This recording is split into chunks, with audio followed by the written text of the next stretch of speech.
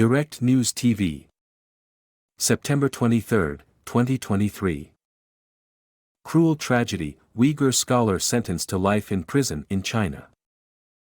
A prominent Uyghur scholar specializing in the study of her people's folklore and traditions has been sentenced to life in prison.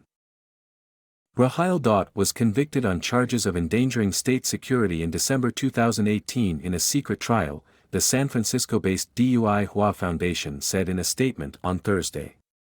Daud appealed but her conviction was upheld. The sentencing of Professor Rahil Daud to life in prison is a cruel tragedy, a great loss for the Uyghur people, and for all who treasure academic freedom, said John Kom, executive director of the Uighur Foundation. Daud was a professor at Xinjiang University and founder of the school's Ethnic Minorities Folklore Research Center. She disappeared in late 2017 during a government crackdown aimed at the Uyghurs, a Turkic, predominantly Muslim ethnicity native to China's northwest Xinjiang region. For years, her exact status was unknown as Chinese authorities did not disclose her whereabouts or the nature of the charges against her. That changed this month when the Uighur Foundation saw a Chinese government document disclosing that Daud was sentenced to life in prison.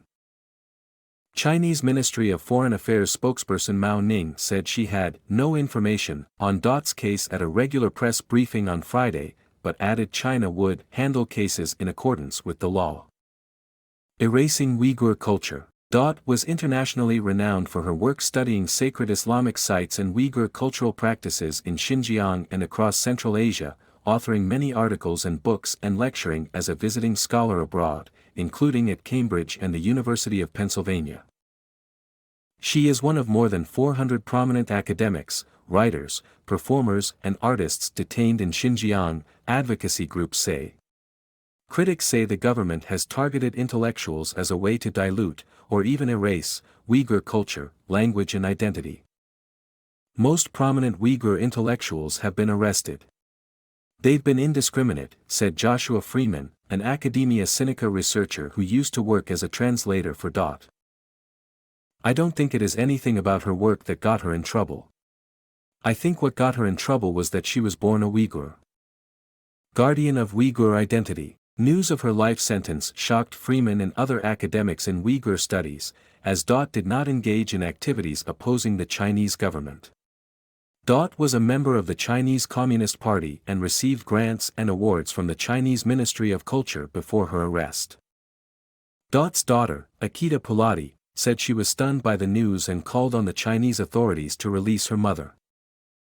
I know the Chinese government is torturing and persecuting the Uyghurs.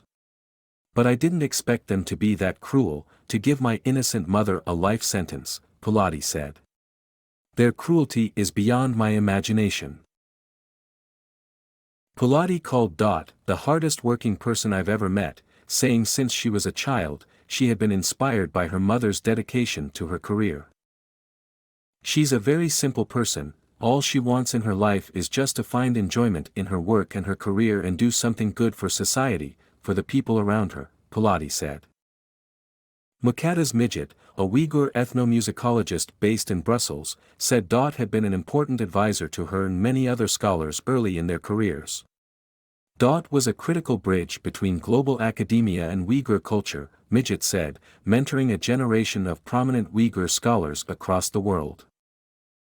She was a guardian of Uyghur identity, and that's something the Chinese government is after, Midget said.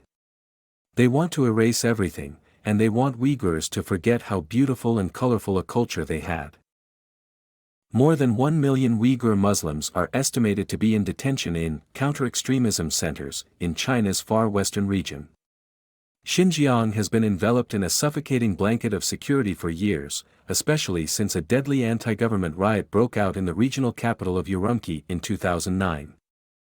China has defended its actions, saying they are necessary to combat extremism and terrorism.